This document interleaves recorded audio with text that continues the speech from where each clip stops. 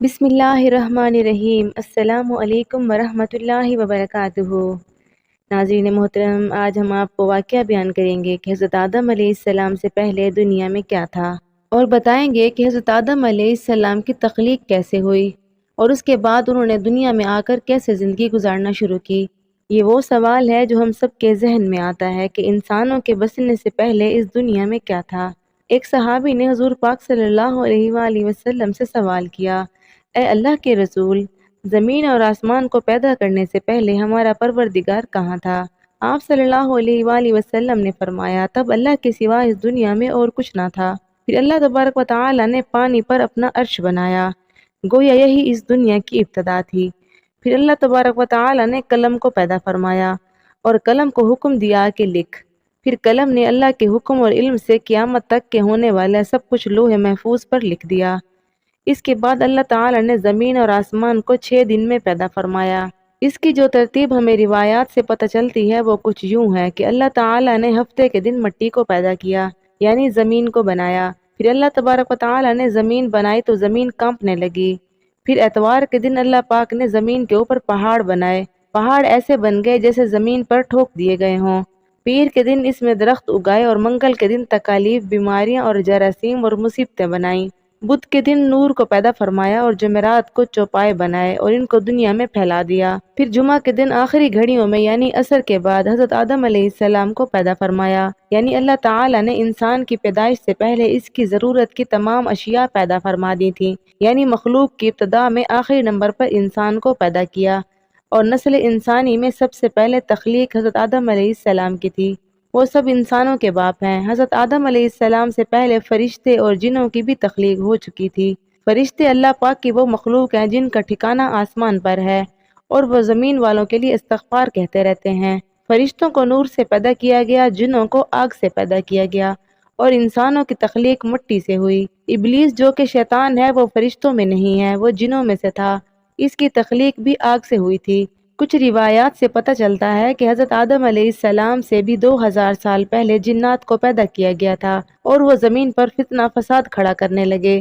جب وہ حد سے بڑھ گئے تو اللہ تعالیٰ نے ان کی طرف فرشتوں کا لشکر بھیجا۔ فرشتوں اور جنات میں بڑی جنگ ہوئی جس میں جیت فرشتوں کی ہوئی، اور جنات نے جنگلوں میں پناہ لے لی، اور آج تک ان کے رہنے کی جگہ یہی جزیرے ویران جگہ ہیں۔ ابلیس جو کہ شیطان کا سردار ہے، اس کا ایک تخت ہے اور وہ تخت پانی پر ہے۔ ابلیس شیطان کا نام پہلے عزازیل تھا، اور اس کی نافرمانی کی وجہ سے اس کو ابلیس کا نام دیا گیا۔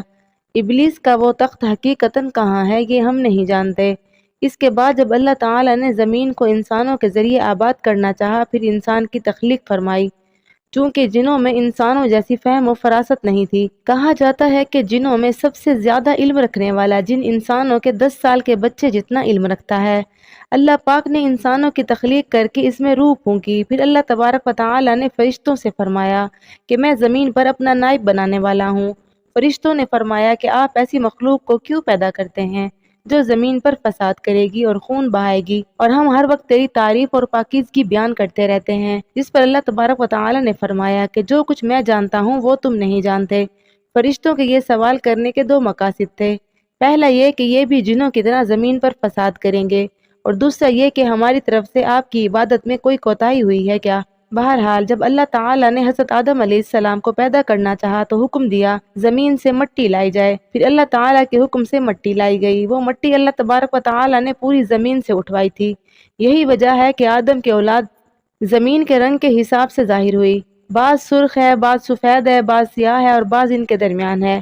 اس مٹی کو پانی سے تر کر دیا گیا تو یہ 3 بن گئی۔ قرآن مجید میں انسان کی تخلیق کے لیے توراخ کا ذکر آیا ہے، یعنی کہ خشک مٹی، اور بعض جگہ پر تین کا ذکر آیا ہے جو کہ بھیگی ہوئی مٹی یا تر مٹی کو کہتے ہیں۔ جب پانی سے مٹی کو بھگویا گیا تو لیس دار بننا شروع ہو گئی۔ اس کے بعد اللہ تبارک و تعالی نے خود انسان کا ڈھانچہ تیار فرمایا۔ اللہ تبارک و تعالی نے انسان کی تخلیق فرشتوں کے سپرد نہیں کی، بلکہ اللہ تبارک و تعالی نے خود انسان کو ایک مورتی کی شکل میں ڈالا۔ کئی مدتوں تک اسے ایسے پڑا رہنے دیا، یہاں تک کہ وہ گیلی مٹی خشک ہو گئی اور اس کا رنگ سیاہ ہو گیا اور اس سے بدبو آنے لگی۔ پھر وہ خشک ہو کر کھنکھناتی ہوئی مٹی بن گئی اور آخر میں آگ پر پکی ہوئی مٹی کی صورت اختیار کر گئی، جسے قرآن مجید میں فخار کہا گیا ہے۔ اس مٹی کے لیے اور بھی کئی الفاظ قرآن مجید میں ملتے ہیں، مثلاً ہمایون یعنی سیاہ مٹی، مسنون یعنی بدبودار مٹی، سلسال یعنی کھنکھنا کر بولنے والی مٹی۔ تخلیق آدم اللہ تعالیٰ کا ایک کرشمہ ہے۔ انسانوں کو ایک بہترین شکل دی گئی۔ اس وقت انسانوں کا قد بہت لمبا تھا اور ان کے بعد آنے والے لوگوں کے قد گھٹتے چلے گئے۔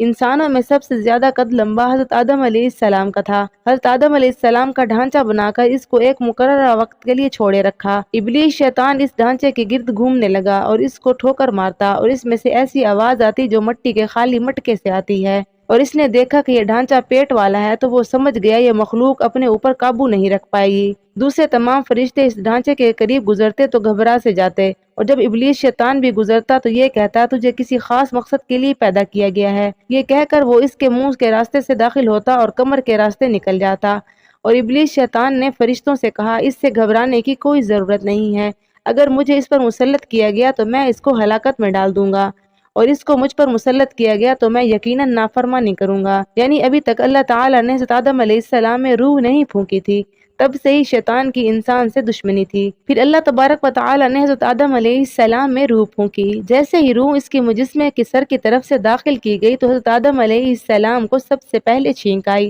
اس پہ فرشتوں نے حضرت آدم علیہ السلام سے کہا کہ الحمدللہ کہیے، تو حضرت آدم علیہ السلام نے الحمدللہ کہہ دیا۔ اللہ تبارک و تعالیٰ نے حضرت آدم علیہ السلام کی اس تعریف سے یہ فرمایا کہ تجھ پر میرا رحم ہو۔ جب روح ان کی آنکھوں کی طرف آئی تو ان کی آنکھوں نے جنت کے پھلوں کو دیکھا اور غور و فکر کرنے لگے۔ جب روح پیٹ تک پہنچی تو کھانے کی طلب محسوس ہونے لگی، یعنی روح ابھی تک ٹانگوں تک نہیں پہنچی تھی کہ بھوک حضرت آدم علیہ السلام کو لگنے لگی۔ جب اللہ تبارک و تعالیٰ نے حضرت آدم علیہ السلام میں روح پھونک دی تو اللہ تبارک و تعالیٰ نے حضرت آدم علیہ السلام کی پشت پر ہاتھ پھیرا، جس سے قیامت تک آنے والے تمام انسان باہر آ گئے۔ حضرت آدم علیہ السلام کی تمام اولاد ان کے سامنے ظاہر ہو گئی۔ یہ بات قرآن و حدیث میں بھی واضح ہے کہ اللہ تبارک و تعالیٰ نے اولاد آدم سے انہی کے بارے میں اقرار لیا، کیا میں تمہارا رب نہیں؟ تو تمام انسانوں نے اقرار کیا کہ تو ہی ہمارا رب ہے۔ اللہ تبارک و تعالیٰ نے جب حضرت آدم علیہ السلام میں روح پھونک دی تو فرشتوں اور جنات سے حضرت آدم علیہ السلام کو سجدہ کرنے کا حکم دیا۔ ابلیس کے علاوہ تمام نے سجدہ کیا۔ اللہ تبارک و تعالیٰ نے ابلیس سے فرمایا تجھے کس چیز نے سجدے سے روک دیا؟ تو جواب میں ابلیس نے کہا کہ تو نے مجھے آگ سے پیدا کیا اور اس کو مٹی سے، گویا میں اس سے بہتر ہوں۔ تو اللہ تبارک و تعالیٰ نے فرمایا تجھے کوئی حق نہیں ہے کہ تو جنت میں رہ کر تکبر کرے، جنت سے نکل جا۔ تو شیطان نے اللہ تبارک و تعالیٰ سے کہا کہ مجھے قیامت تک کی مہلت دی جائے، یعنی مجھے اتنی لمبی زندگی دی جائے کہ قیامت تک مجھے موت نہ آئے، جب تک لوگ مر کر زندہ نہ ہو جائیں۔ اللہ تبارک و تعالیٰ نے فرمایا تجھے ایک وقت مقررہ تک مہلت دی گئی ہے۔ پھر ابلیس نے کہا میں انسانوں کی گمراہی کے لیے تیرے سیدھے راستے پر بیٹھ جاؤں گا، پھر میں ان کے آگے سے، پیچھے سے، دائیں سے، بائیں سے ان کے پاس آؤں گا، اور تو انہیں شکر گزار ہرگز نہیں بنا پائے گا سوائے ان کے جو تیرے مخلص بندے ہوں گے۔ اللہ تبارک و تعالیٰ نے شیطان کو جنت سے نکال دیا اور فرمایا کہ انسانوں میں سے جو تیرا حکم مانے گا میں ایسے انسانوں کو جہنم سے بھر دوں گا، اور میرے بندوں پر تیرا کوئی غلبہ نہیں ہوگا۔ اس لیے اس سے واضح ہوا کہ سب سے پہلا گناہ تکبر ہوا، اس لیے علماء کرام کے مطابق تمام گناہوں کی جڑ تکبر ہے۔ اللہ تبارک و تعالیٰ نے حضرت آدم علیہ السلام کو جاہل نہیں بلکہ علم رکھنے والا پیدا کیا تھا۔ جب اللہ تبارک و تعالیٰ نے ان میں روح پھونک دی تو وہ اپنے قدموں پر کھڑے ہو گئے۔ پھر اللہ تبارک و تعالیٰ نے حضرت آدم علیہ السلام کو حکم دیا کہ جاؤ اور فرشتوں کو السلام علیکم کہو۔ حضرت آدم علیہ السلام کے سلام کے جواب میں فرشتوں نے وعلیکم السلام کہا۔ اللہ تبارک و تعالیٰ نے فرمایا یہ تیرا اور تیری اولاد کا آپس میں ایک دوسرے کو تحفہ اور ہدیہ ہے۔ اللہ تبارک و تعالیٰ نے حضرت آدم علیہ السلام کو ابتدا میں ہی تمام نام سکھا دیے، پھر وہ اللہ تعالیٰ کے حکم سے آسمان اور زمین میں تمام چیزوں کے نام اور ان کا استعمال جانتے تھے۔ اللہ تبارک و تعالیٰ نے جب ان چیزوں کے نام فرشتوں سے پوچھے تو فرشتے ان چیزوں کے نام نہیں جانتے تھے، پھر حضرت آدم علیہ السلام نے فرشتوں کو تمام نام سکھائے، اور پھر اللہ تبارک و تعالیٰ نے فرشتوں سے فرمایا کہ کیا میں نے تمہیں نہیں کہا تھا جو میں جانتا ہوں وہ تم نہیں جانتے۔ پھر ایک دن حضرت آدم علیہ السلام سوئے ہوئے تھے اور ان کی بائیں پسلی سے اماں حوا کو پیدا فرمایا اور اماں حوا کو آپ کا ہم سفر بنایا۔ جب حضرت آدم علیہ السلام بیدار ہوئے تو آپ نے اماں حوا کو اپنے پاس بیٹھے دیکھا تو آپ نے پوچھا تم کون ہو؟ اماں حوا نے جواب میں کہا میں عورت ہوں۔ اماں حوا قیامت تک کے آنے والی تمام خواتینوں میں سے خوبصورت تھیں۔ جب حضرت آدم علیہ السلام اور اماں حوا جنت میں رہتے تھے ان کو نور کا لباس لباس پہنایا گیا۔ اللہ تبارک و تعالی نے حضرت آدم علیہ السلام کو اور اماں حوا کو ایک درخت کے پاس جانے سے منع فرمایا اور ابلیس شیطان نے اماں حوا اور حضرت آدم علیہ السلام کو اس درخت کا پھل کھانے پر مجبور کیا اور ان کو جھوٹی قسمیں بھی دیں۔ حضرت آدم علیہ السلام اور اماں حوا شیطان کے بہکاوے میں آ کر وہ پھل کھا گئے اور اس طرح حضرت آدم علیہ السلام اور اماں حوا نے اللہ تبارک و تعالی کی نافرمانی کی۔ اللہ تبارک و تعالی نے وہ نور کا لباس ان سے لے لیا اور وہ دونوں اس درخت کے پتوں سے اپنے آپ کو ڈھانپنے لگے، لیکن اس گناہ کے بعد حضرت آدم علیہ السلام اور اماں حوا اللہ تبارک و تعالی سے معافی مانگنے لگے اور معافی کے طلبگار تھے۔ اس سے یہ ظاہر ہوا کہ یہ خطا انسان کی فطرت میں ہے، کیونکہ وہ فرشتوں کی طرح معصوم نہیں ہیں۔ پھر اللہ پاک نے انہیں جنت سے نکل جانے کا حکم دیا اور فرمایا تم زمین پر رہو۔ اس کے بعد وہ دونوں زمین پر اترے، ان کے ساتھ ابلیس شیطان بھی زمین پر اتر گیا۔ حضرت آدم علیہ السلام اور اماں حوا نے اللہ پاک سے معافی کے کلمات سیکھے۔ ایک روایت کے مطابق حضرت آدم علیہ السلام کو ہند میں اور جبکہ اماں حوا کو جدہ میں اتارا گیا۔ اللہ پاک نے ان کو ایک دوسرے سے بچھڑنے رہنے دیا اور وہ اللہ پاک سے معافی مانگتے رہے اور ایک دوسرے کو ڈھونڈتے رہے۔ ان کی معافی اللہ تبارک و تعالی کی بارگاہ میں قبول ہوئی۔ جب توبہ قبول ہوئی تو وہ ایک دوسرے کو ڈھونڈتے ڈھونڈتے مل گئے۔ آخر کار میدان عرفات میں ان دونوں کی ملاقات ہوئی۔ جب آپ دونوں ملے تو اس کے بعد حضرت آدم علیہ السلام اور اماں حوا سے آپ کی اولاد پیدا ہوئی اور پھر وہیں سے نسل انسانی کی شروعات ہوئی۔ ناظرین کرام، امید ہے آپ کو ہماری آج کی ویڈیو پسند آئی ہوگی۔ مزید ایسی معلوماتی ویڈیوز کے لیے ہمارے چینل کو سبسکرائب کر لیں، کیونکہ ہمارے چینل پر اس طرح کی معلوماتی ویڈیوز اپلوڈ کی جاتی ہیں۔ ملتے ہیں آگے کسی اچھی ویڈیو میں، تب تک کے لیے اپنا خیال رکھیں۔ اللہ نگہبان۔